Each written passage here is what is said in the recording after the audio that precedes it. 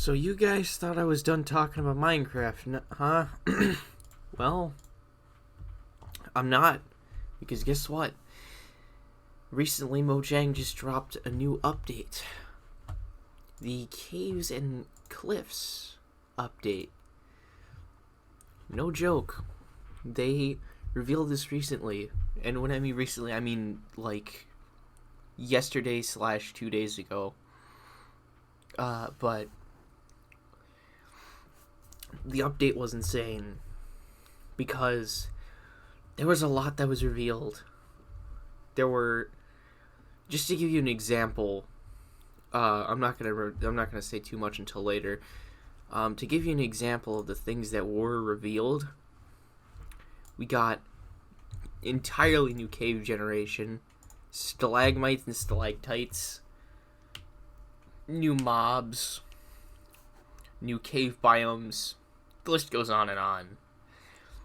But I'm going to get to those things. But before I do that, I just want to say how far, like, I know this is repetitive. I know I said this before, but I just want to say how far we've come. People have been waiting so long, years, for cave generation to be completely updated and revamped. And we finally got it. It's finally time to get entirely new cave generation. I'm all for this. It's just stuff like this I can't get over. It's insane. And I look forward to the things that Mojang plans to add on to Minecraft. But yeah, so let's start off with something as simple as the cave generation. So, the cave generation in earlier releases of Minecraft used to be very linear, and it was also very closed off. I felt like they felt very, very closed off. They felt very... It felt like a bunch of tunnels forming like spaghetti. It was really weird. That's the best way I could put it. But now you have a bunch of like giant caves that you can explore and roam around in. You can actually go into caves with a boat and travel across giant lakes underground. I find that to be crazy. And I love it. I genuinely love it. It's cool. But yeah, you can actually like sail in caves now. So so there's a lot that you can do. You have a lot more freedom to roam around and do things, all sorts of things. You also have new biomes to explore. You have the amethyst geode. You have the overgrown one. I forgot what it's called, but it's where you have the overgrown geode. You have, or no, overgrown geode. The amethyst geode and the overgrown one. You have a new part of the cave that's even deeper. I think it's like lower than it is. It's lower than like the normal part of the caves. It's really deep. I think it's like bedrock level. And there's a new mob in that lower part of the caves known as the Warden. And the Warden, unlike other mobs, can only hear you, but it can't see you, but it can hear you through sound. It can hear your movements, so any footstep you make, anything you fire like a arrow, anything you break, or any block you break, it'll hear it. And it will go in your general direction, depending on where it heard the sound from. So let's say you threw a snowball. It'd hear the place where, the snowball came into contact with the stone. It'd walk over there, because it heard something. So it will walk in that general direction. But if it hears your footsteps, it will go after your footsteps. And the key to, you know, the whole thing is to not be heard. Is to not be heard by the warden. If the warden hears you, that's it, you're done.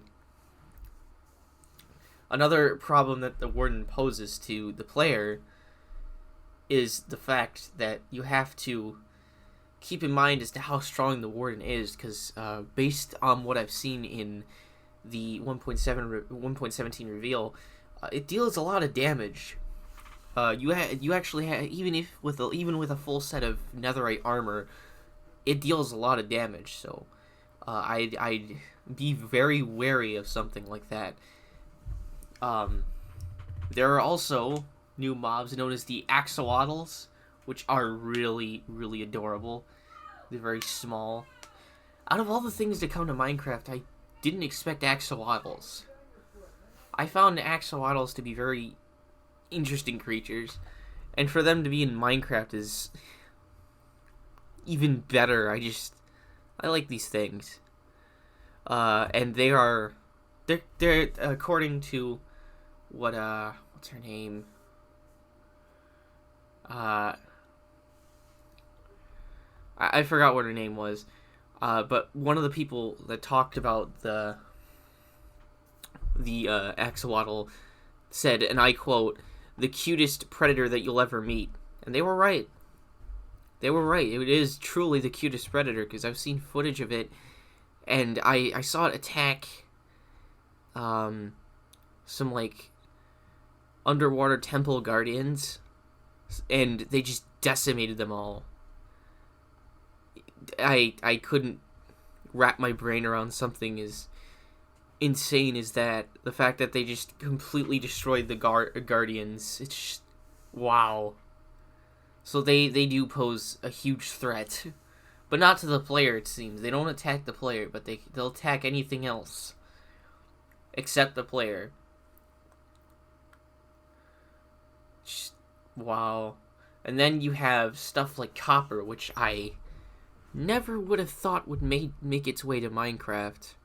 Or any kind of ore, actually. In fact, for the longest time, I thought we were done with ores. I thought the last kind of ore we'd be getting was, like, emeralds or something. But no, we have copper now. We have copper. So, that's something to look forward to. And with copper, from what I've seen, you can make all sorts of things. You can make copper blocks, stairs, which at first doesn't seem like a surprise to people. Be just like, oh, it's another building block. Yeah, so what? But there's more to it. There's more to it. You can build very, very useful things like telescopes. You can... I think you can build lightning rods with it too. Or maybe that's an entirely different crafting recipe, I'm not sure. But telescopes is one of a few different things you can build with with copper, from what I've seen. And apparently, after watching the reveal, I heard that copper was one of the most... It was one of the most... They wanted copper in, like the devs did. And it was one of the more requested ores that get into Minecraft. So now we have copper. And I'm very, very intrigued by that. On top of it, we have other things like archaeology involved. So you can essentially dig up old things from the past, like not fossils, but old ancient relics. But you have to be careful, because if you mess up in trying to dig up those artifacts, they'll get destroyed in the process. So that's something to very much keep in mind when digging things up like that, is that if, you're digging up artifacts or ancient relics, just, be careful, because there's a chance that you can very well destroy those artifacts in the process as a result. And I don't think anyone would want that. I'd be very careful of that sort of thing. So, yeah, that's archaeology for you, basically. Oh, and you also have excavation sites too, like entire excavation sites. And then in terms of other things that have got thrown in there, you have, in like, you have these things called bundles, which are great in my opinion. I really like the bundles. The bundles are cool and yet very useful because, well, they essentially act as another chest of some sort. And I think they have more storage slots than either just about as many storage slots as the shulker boxes or more. I'm not sure. I'm trying to. I'd have to go back and look at that, but there's quite a bit of storage space with the bundles, and they look like tiny little pouches that you can stuff items into, which again looks really neat. And again, it's very useful. In terms of other things that have been added, you also have goats now, which have been voted into Minecraft from last year for Minecraft Live or Minecon Live. Forgot what it's called. I think it's Minecraft Live now. But they've been voted into. They've had a Minecraft Live vote last year, and now we have the goats. But not only that, we have entirely new mountain generation, which is very, very, what's the word? Very intriguing, I'd say. The fact that we have entirely new mountain generation and feels more like realistic mountains. I've heard people talk about it and say that it's just, it doesn't feel like Minecraft as much anymore because of how many things have changed. But I still kind of see it as Minecraft. A friend of mine told me that it felt more like Terraria, and I can see their point. It in some cases it does, but that's not necessarily a bad thing. I like all the new additions that have been thrown into the game. It's a real treat, honestly, to look forward to. In terms of other things that have been added, I'm trying to remember. Oh yeah, right. We have amethyst geodes now, which are little areas where you can find a bunch of crystals and stuff. I'm going to assume that there are more areas filled to the brim with crystals than just amethyst geodes. I'm sure you probably have sapphire geodes, I don't know, ruby geodes, something like that. Anything that's like more like a real crystal, I suppose. But those help out a lot with cave variety. I really, really like that a lot. So yeah, that's a thing. I'm trying to think of the other things that have been revealed.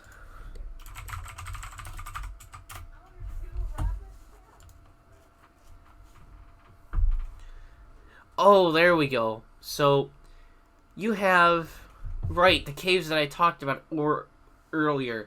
You have azalea leaves and azalea roots. Okay.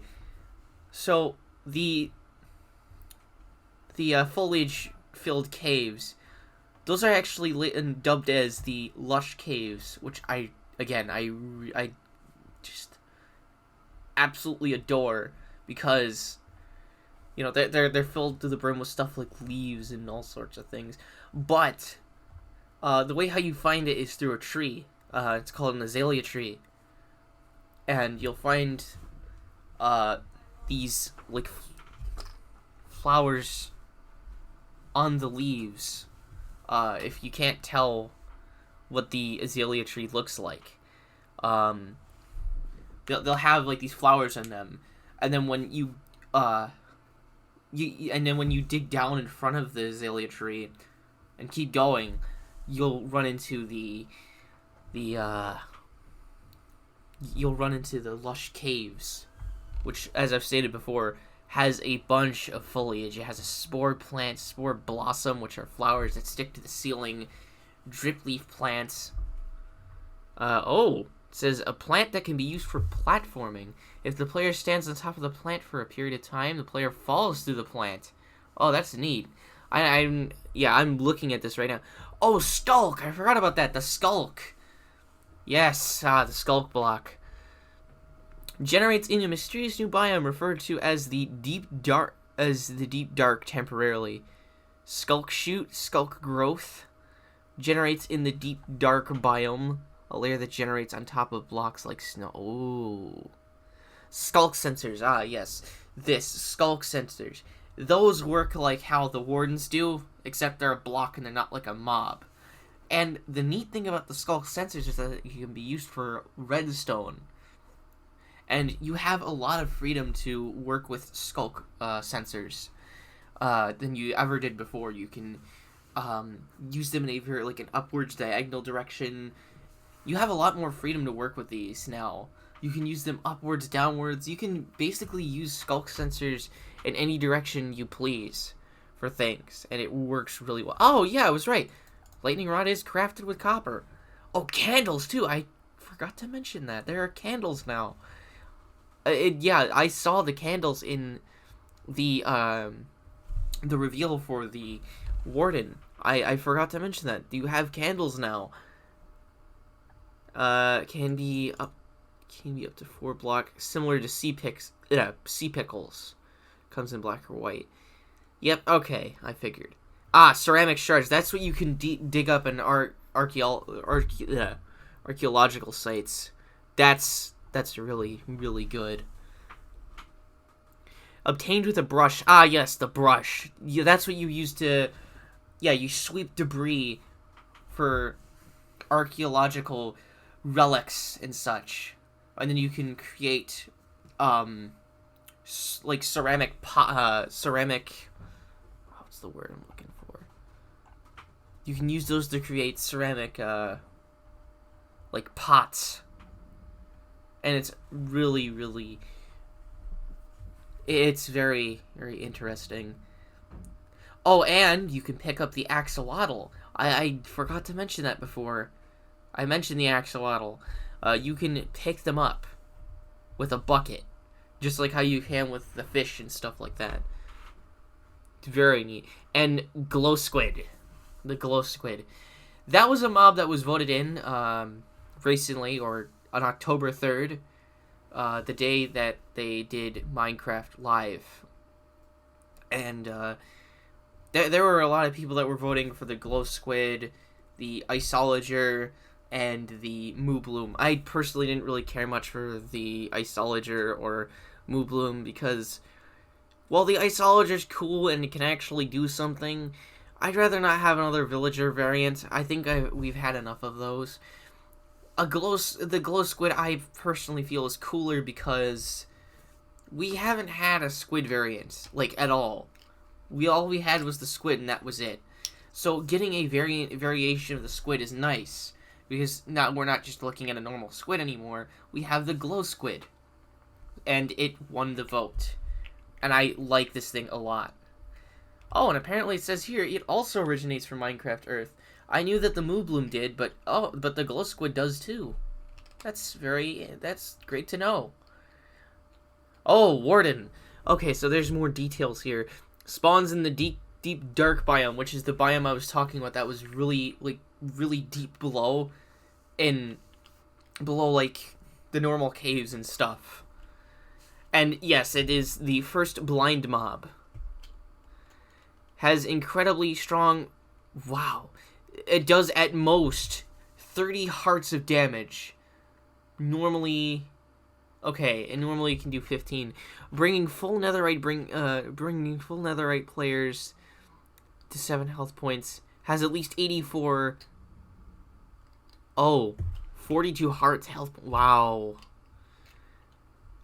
At least as fast as the player's walking speed.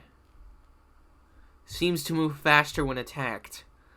Seems to have knockback resistance. Likely spawns in relation to the hut seen in the clip. Now called the Warden's Dungeon. Oh yeah, that's really really neat. I like that. Ah yes, mountains revamp featuring some new spruce trees on slopes, on the slopes, and ice, packed ice above the peaks. Deep dark, new biome at the deepest depths of the world. A warden is found inside. Contains an unidentified stalagmite torches, or contains the unidentified stalagmite torches. Contains the skulk blocks. Contains stalactites and stalagmites. Oh man, there's so much to go off of here. Anyways, I think regarding all the content there is for 1.17, this has been pretty neat so far. And I'm extremely excited for what else they have to bring to the table. If you enjoyed this podcast, please stay tuned for the next episode, and make sure you keep your eyes peeled for it. See ya.